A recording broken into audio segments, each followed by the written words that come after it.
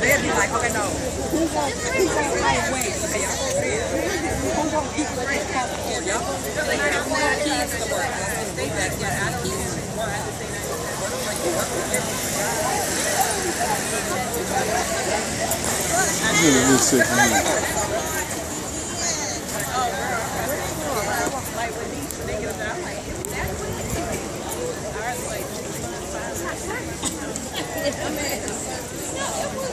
Continue on Independence Avenue Southwest for a half-mile.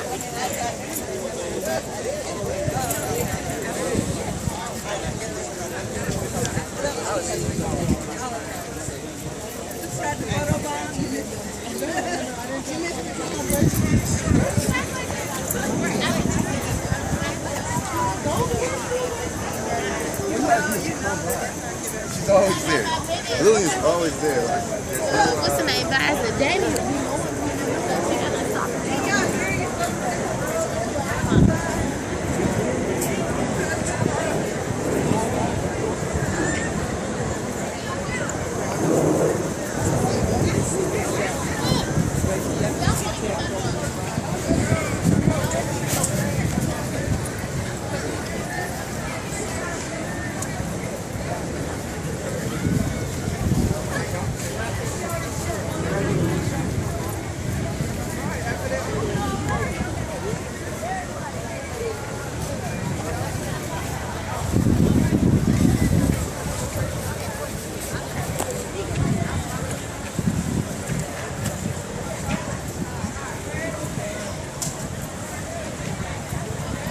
Turn left to stay on 17th Street Southwest. Thousands and thousands continue to come.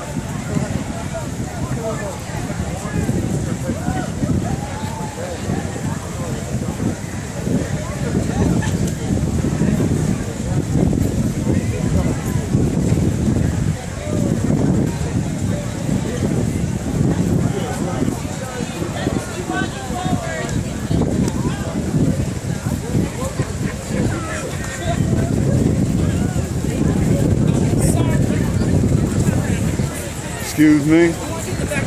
Yeah, but wait till I finish doing what I'm doing. In 1,000 feet, turn right onto Constitution Avenue Northwest.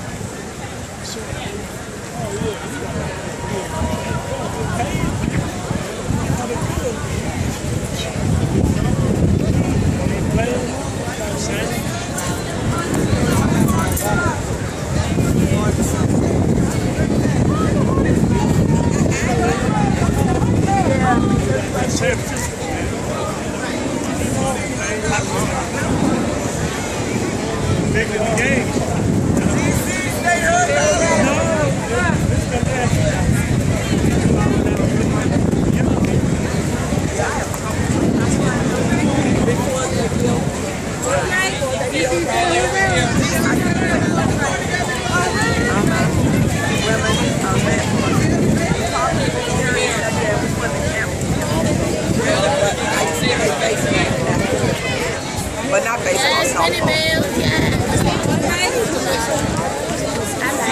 Right over here. You gotta make a stand to get voting rights again. You gotta make a stand to get voting rights again because they're trying to take them too.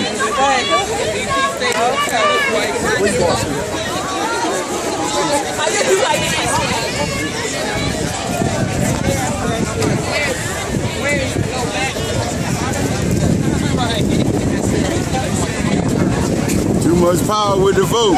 They're trying to take it. New message from 20290311710. We gotta clean our own house up. That'll stop the killing. Stop killing ourselves and we'll stop other people from killing us.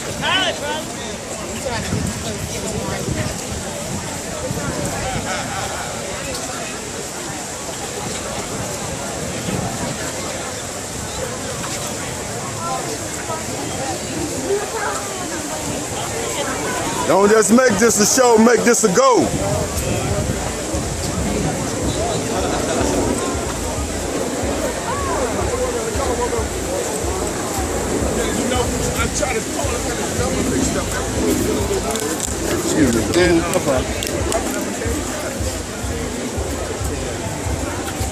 We're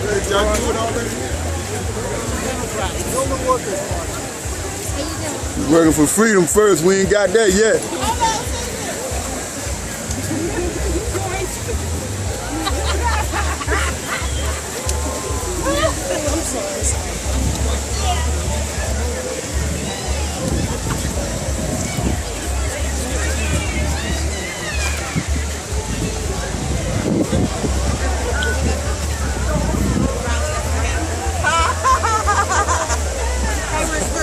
Head southwest toward Independent.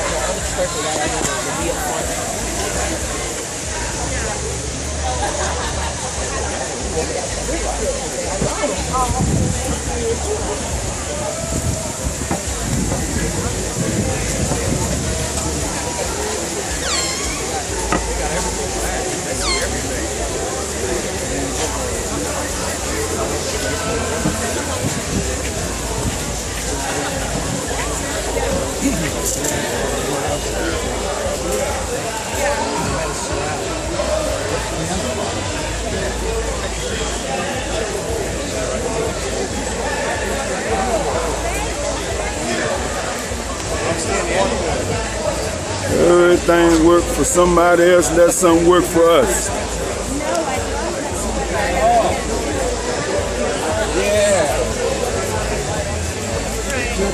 I couldn't really see like this TV. I was just born.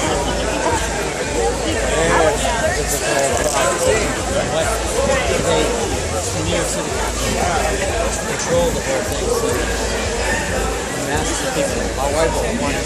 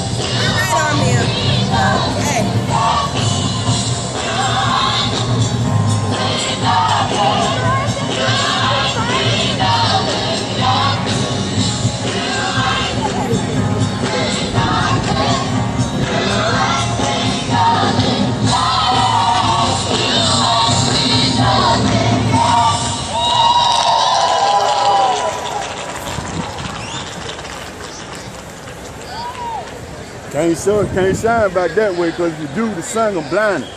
It is with great pleasure we bring out the two men who will lead us during this segment of today's activities. Bishop Victor Tyrone Curry, the senior pastor of the New Birth Baptist Church of Miami County, and Joe Madison, the host, Black Eagle Radio.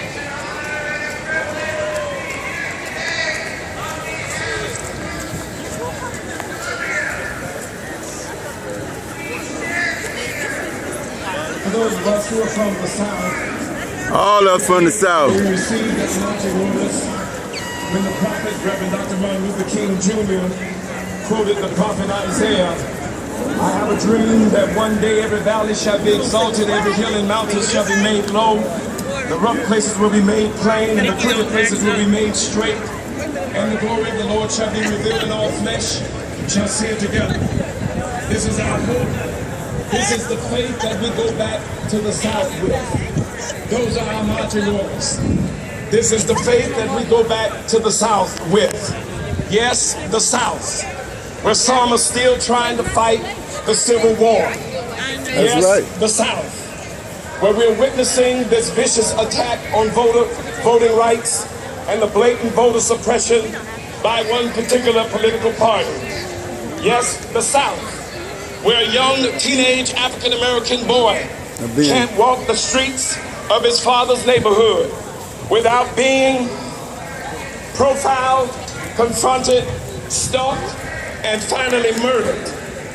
We watched over 45 days where a governor, because of the relentless protests of 20,000+ people on Sanford, reluctantly appointed a reluctant prosecutor who reluctantly put together. Everyone reluctant, all that stuff was together. who did a poor job in presenting their case. They knew what they were doing. Watching a murderer go free. Watching our They knew what they were doing. Country That's why they done try it. to go back 50 years. We walk away with the faith in the words of the prophet Isaiah once again. But they that wait upon the Lord shall renew their strength. They shall mount up with wings as eagles. They shall run and not be weary. They shall walk and not faint. Ladies and gentlemen, Joe Madison. 50 years ago, 1963, there was not a congressional black caucus. 2013, we have a congressional black caucus, and they are here, and let me at least acknowledge them over to my right. Ladies and gentlemen, What is a caucus? What is a caucus? 43 members of the Congressional Black Caucus. Yeah. We don't need no caucus. What is a caucus? 50 years ago, in Washington, D.C., that hosts this commemoration and continuation, the citizens of this city did not have the right to vote in Congress. 50 years later, we still don't have a right to vote. That's what I'm talking about. And we are demanding, as Dr. King First, we demanded, got to get our voting rights that to vote. Washington, D.C. should be the 51st state of the United States of America.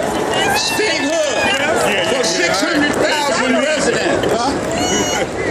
Finally, let it go forth that this is not only a commemoration, a continuation, but what you have here are two generations that have come together.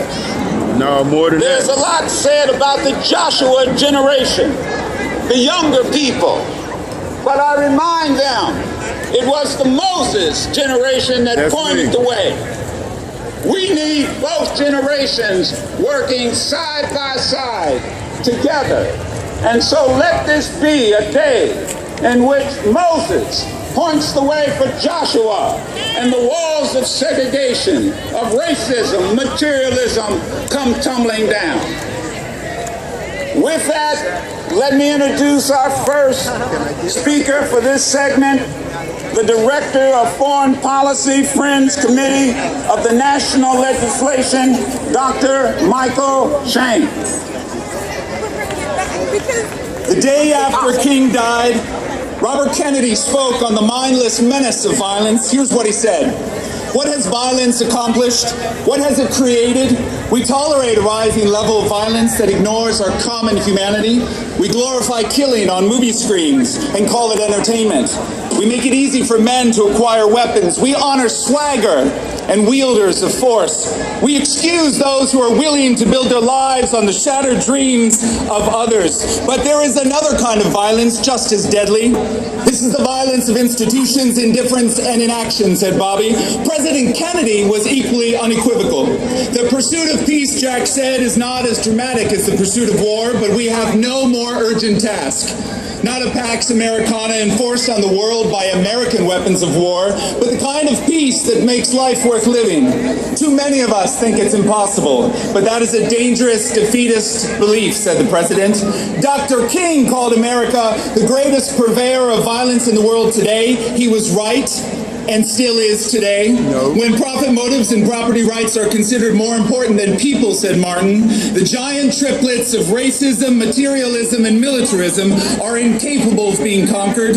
A true revolution of values will look uneasily on the glaring contrast of poverty and wealth. A true revelation will say of war, this way of settling differences is not just. America can lead the way in this revolution of values. We are called to speak for the voiceless, for victims of our nation, for those it calls enemy, for no document can make these humans any less our brothers. The true meaning of compassion and nonviolence is when it helps us to see the enemy's point of view, and there is nothing to prevent us from reordering